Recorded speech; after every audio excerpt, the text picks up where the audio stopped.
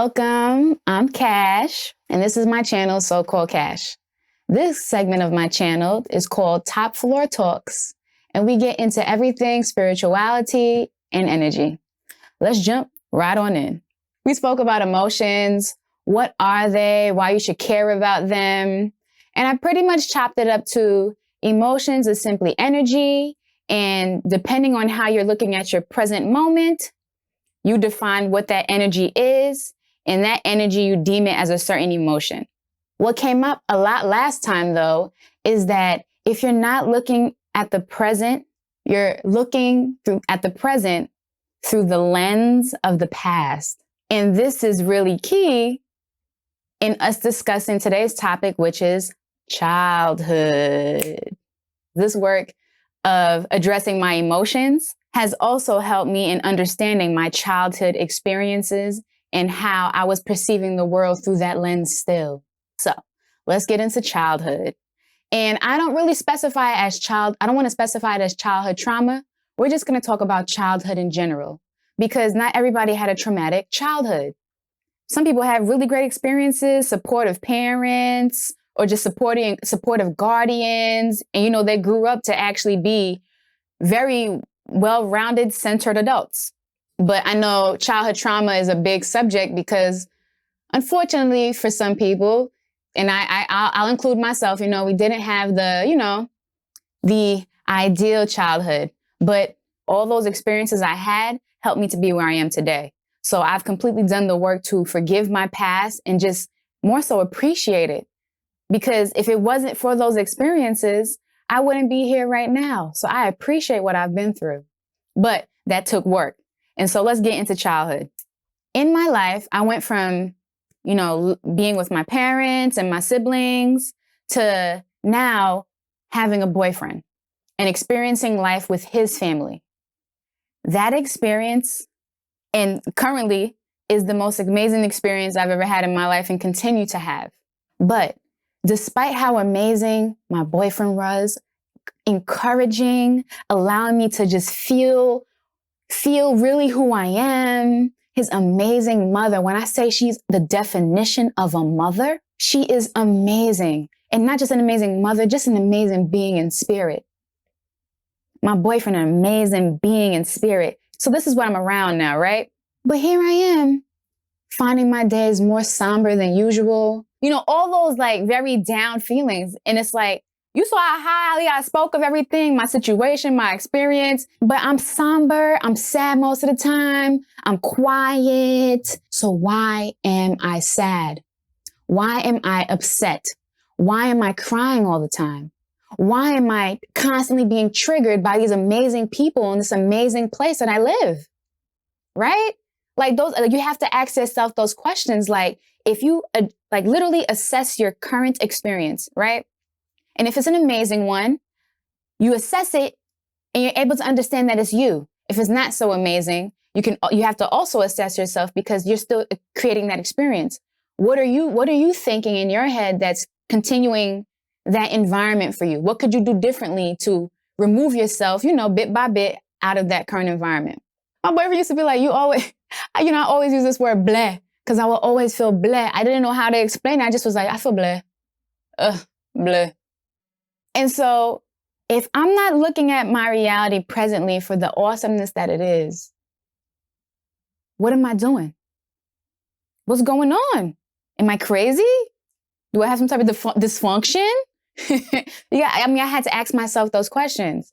And without even knowing about, shadow work and, going into your childhood and all that kind of stuff, me and my boyfriend were pretty much doing that work. He was helping me to address it. And I didn't even know that was a whole field, a whole industry. That's what psychologists do. But it didn't really hit me. I was doing psychology, on myself.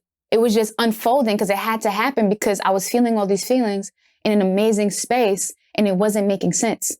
That's what they mean when they say it's not about your environment. Your environment doesn't have to change. It's you that has to change. The work starts in. Because no matter how amazing that environment is, if you're not okay inside, you can't perceive that experience as okay. what I ended up realizing is that I am looking at my present moment, which is amazing, through the lens of my past. And that was doing me an absolute disservice. Absolutely. I was not allowing myself to be happy now. And all I have is now. Once you get to your destination, right? You got that job you always wanted. You got that girl you always wanted. You went on that trip you always wanted to be on. You got that knowledge you always wanted. Don't you always say, okay, what's next? You enjoy it for a little bit. Okay, what's next? Isn't that crazy? I had to look at my past, and I had to actually start rewiring my brain, because my brain was hardwired to respond like how it did in the past. That's why they say meditate, because when you meditate, and for me back in the day, I was definitely doing a lot more visualization and imagination. And I still do it, of course, now. It's a big part of my life, but I was really heavy in my childhood imagining and visualizing, because I was rewiring my brain and how it was perceiving my present. And I had to make myself release the past so I can see the present appropriately. And it's so funny too, you can't, on this journey of understanding your childhood and how you are as an adult, having certain experiences, you have to have compassion for yourself. Who you are today is an amalgamation of what you've been in the past. So how dare you judge yourself for how you are reacting to a situation? How dare you that you're not being fair to yourself? The biggest thing to address is your childhood. And your parents are also energy that was born into a baby that, is going through experiences, relying on somebody else to raise them to be a certain way. So everything that you are is programmed, and you need to address your childhood because of that, because that's the hard wiring that is dictating how you are presently. But in the meantime, doesn't mean that you can't feel happy now. Be happy now. And that's why they say gratitude work is so important. Gratitude. You gotta be gracious. You gotta, gratitude. It's like, what's this fucking gratitude? Why does it matter so much? Gratitude matters because it helps you to be present.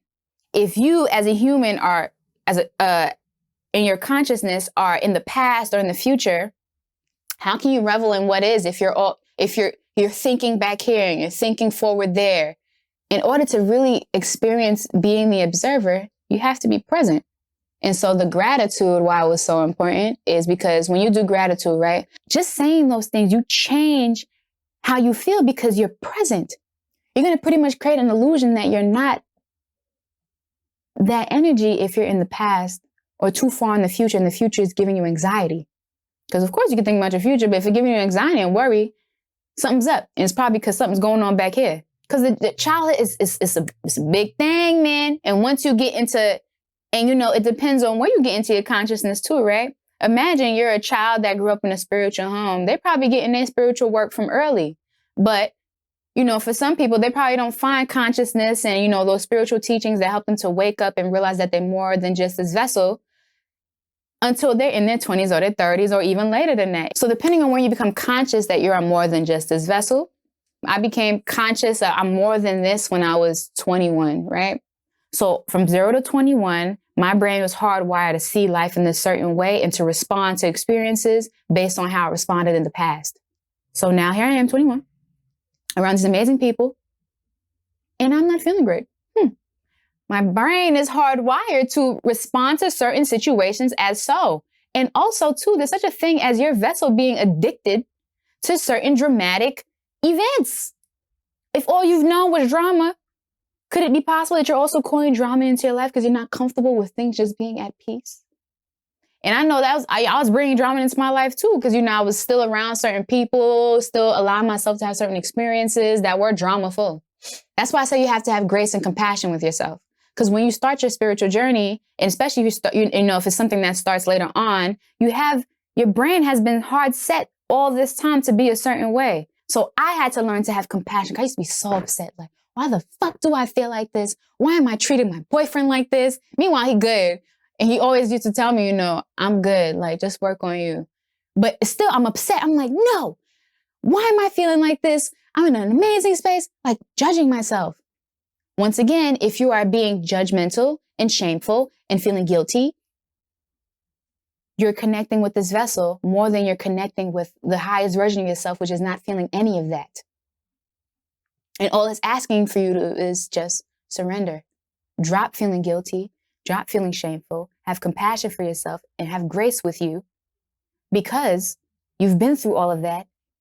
And now you're doing the work to come out of that. But take time. You are here. There is no race. There's nothing to get to. So I guess a good place to start if you're going to address your childhood, just assess, are there certain ways that you are that you're not a big fan of? You know, would you like your life to shift from what it is to something else? Go on a blast of the past. Meditate. Bring up certain scenarios in your life, right? In relation to what you're experiencing that you would like to be different. You got to do the work of addressing the past. Feel good now, though, of course. Feel good now. It's your birthright to feel good. You are naturally unconditional love. Be that.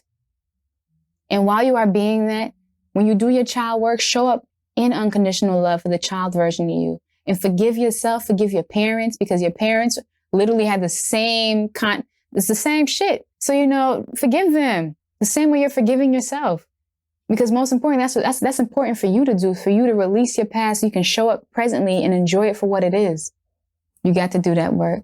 You got to retrain your nervous system to breathe through experiences that are not that anymore. You got to rewire your brain to see things differently. In order for you to experience that authenticity, you have to let go of the old shit, the programs. And I mean, because right now, if you're, you know, however you are, if you're not aware, you're your parents. You are your parents. You are society. That's what you are. Until you decide to bring awareness to the fact that you are not those things, it is so free to just be. And I just, you know, I want that for everybody. And that's why, you know, when you get information, it's about absorbing that information so you truly understand what it means for you. So all I can give you is stories and, you know, explain things the way I've absorbed it and understood it for me. But you got to do that work for yourself and make decisions to change your life, especially if you're unhappy with how you are or what you're experiencing. You're aware that you're more than this. You're aware that you're more than your experiences. So be that. Stop feeling like a victim.